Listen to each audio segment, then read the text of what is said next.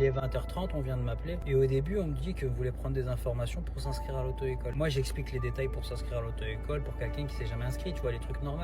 D'un coup, directement, un rétorque, elle me dit non, attendez, moi, en fait, on veut juste surtout une autorisation, enfin, un papier comme quoi on est inscrit dans une auto-école. Je lui dis alors, attendez, madame, comment ça, vous voulez un papier comme quoi vous êtes inscrit dans une auto-école? J'ai pas compris. En fait, elle m'explique qu'elle appelle pas pour elle, mais pour son mari, qui lui a un jugement.